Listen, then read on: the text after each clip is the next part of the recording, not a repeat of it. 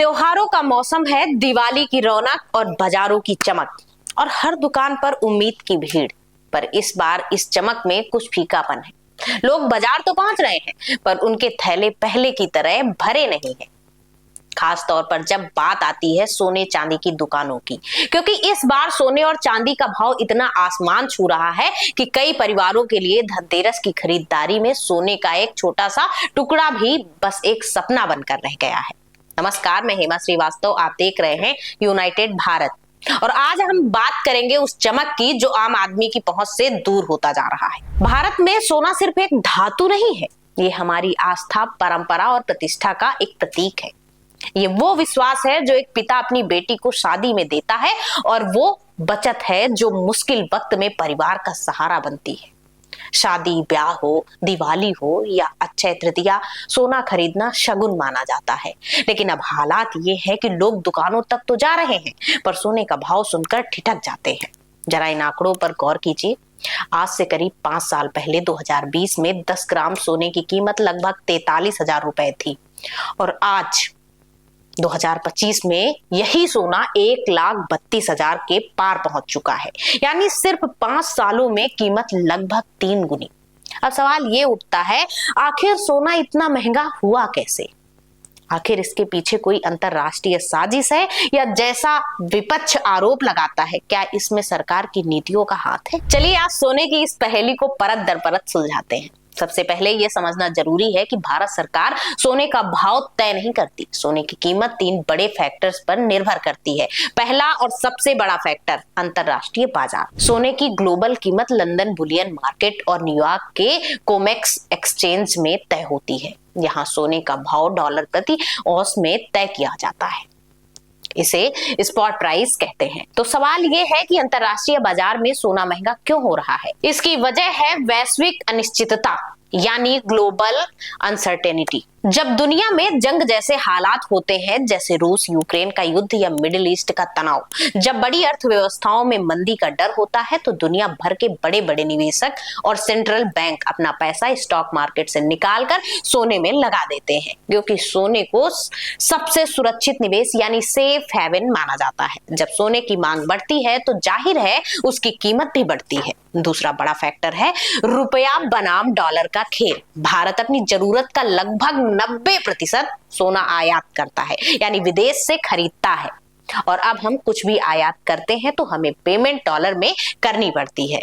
अब यहीं पर सारा गणित बदल जाता है। इसे एक आसान उदाहरण से समझिए। मान लीजिए अंतरराष्ट्रीय बाजार में सोने का भाव $2,000 प्रति औंस पर स्थित है। जब $1 लगभग 70 रुपए का था, तब हमें 1 औंस सोने के लिए 1,40,000 रुपए चुकाने पड़ते थे।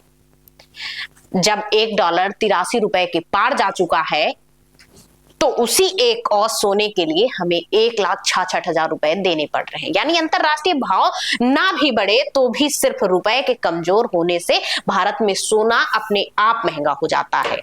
और पिछले कुछ सालों में रुपया लगातार कमजोर हुआ है। और अब आता है तीसरा और सबसे बड़ा महत्वपूर्ण फैक्टर, जिस पर अक्सर बात नहीं होती, सरकार के टैक्स और ड्यूटीज। जब सोना भारत की सीमा में दाखिल होता है तो उसकी कीमत पर कई तरह के टैक्स लगते हैं। सरकार सोने के आयात पर एक भारी भरकम टैक्स लगाती है, जिसे बेसिक कस्टम ड्यूटी कहते हैं। फिलहाल यह लगभग 15% है। इसमें एग्रीकल्चर सेस और सोशल वेलफेयर सरचार्ज भी शामिल है। सरकार ये ड्यूटी इसलिए लगाती है ताकि सोने का आयात कम हो और देश का विदेशी मुद्रा भंडार बचा रहे। इस बढ़ी हुई कीमत पर ज्वेलर आपसे 3% जीएसटी वसूलता है और आखिर में ज्वेलर गहना बना के अपनी लागत और मुनाफा जोड़ते हैं, जिसे हम मेकिंग चार्जेस कहते हैं। तो जो सोना अंतरराष्ट्रीय बाजार में 60,000 का होता है, वो टैक्स और मेकिंग चार्जेस जोड़कर आम ग्राहक तक पहुंचते पहुंचते 74,000, उससे भी ज्यादा का हो जाता है। यानी सरकार सीधे तौर पर भाव तय नहीं करती, लेकिन अपनी टैक्स नीतियों से सोने को और महंगा जरूर बना देती है। अब इसी संदर्भ में आता है समाजवादी पार्टी के अध्यक्ष अखिलेश यादव का वो बयान, जिसमें उन्होंने कहा था, भाजपा के राज में सोने के 1.25 लाख होने की वजह भाजपा द्वारा भ्रष्टाचार में कमाए गए अकूत पैसों का स्वर्णीकरण है।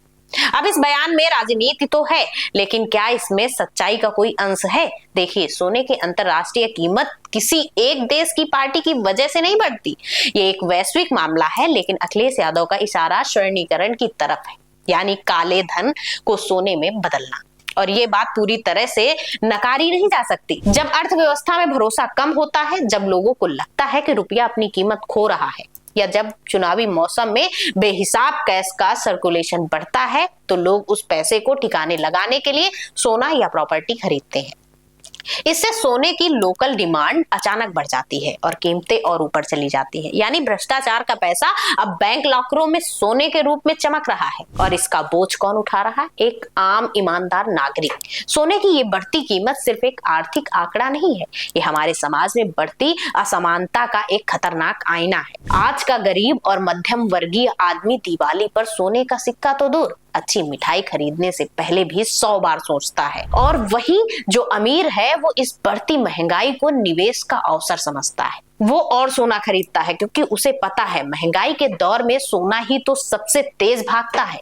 नतीजा, अमीर और अमीर हो रहा है और गरीब की पहुंच से परंपराएं भी दूर होती जा रही हैं। पहले गांव में जब बेटी की शादी होती थी तो लोग कहते थे, लड़की की शादी है, एक टुकड़ा खेत बेच दो, इज्जत का सवाल है। पर अब वही किसान पूछता है, अगर खेत बेच भी देंगे तो उस पैसे में आएगा क्या? जमीन का दाम तो उतना नहीं बढ़ा है, पर सोना दोगुना महंगा हो गया है। जो पहले सोना पहनता था, वो अब बस सोने का सपना देखता है। कभी सोना आर्थिक सुरक्षा का प्रतीक था, आज वही सोना एक आर्थिक बोझ बन गया है। हजारों लोग आज अपनी बेटियों की शादी के लिए या मेडिकल इमरजेंसी के लिए गोल्ड लोन ले रहे हैं, अपने पुराने गहनों को गिरवी रख रहे हैं। परंपराओं की चमक फीकी पड़ रही है। तो क्या इसका कोई हल नहीं? क्या सोना हमेशा महंगा ही होता जाएगा? देखिए, सोने की अंतरराष्ट्रीय कीमत को रोकना किसी भी सरकार के बस में नहीं है, लेकिन दो चीजें हैं जो सरकार की जिम्मेदारी है। रुपए को मजबूत रखना, इसके लिए देश की आर्थिक नीतियों का टिकाऊ होना, महंगाई पर नियंत्रण रखना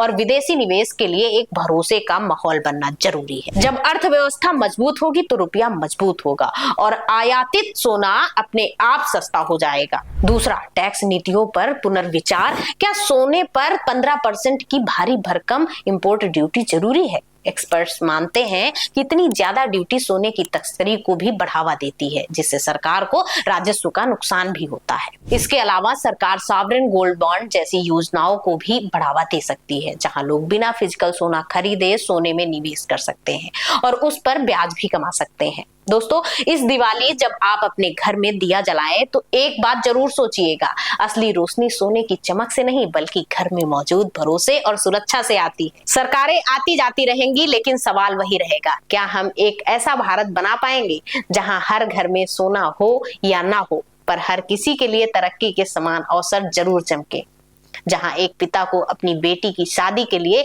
कर्ज ना लेना पड़े। सोने की ये बढ़ती कीमतें हमें याद दिलाती हैं कि जब तक देश की आर्थिक बुनियाद मजबूत नहीं होगी, जब तक महंगाई काबू में नहीं आएगी, तब तक सोने की ये चमक हर आम घर से और दूर होती जाएगी। इस मुद्दे पर आपकी क्या राय है? क्या आपने या आपके किसी जानने वाले ने सोने की बढ़ी कीमतों की वजह से खरीदारी टाली है? नीचे कमेंट्स में अपनी राय जरूर लिखें। अगर आप चाहते हैं कि ये आवाज और आगे पहुंचे तो इस वीडियो को लाइक करें, शेयर करें और यूनाइटेड भारत को सब्सक्राइब करना ना भूलें, क्योंकि यहाँ हम सिर्फ खबर नहीं, भारत की सच्चाई दिखाते हैं। नमस्कार।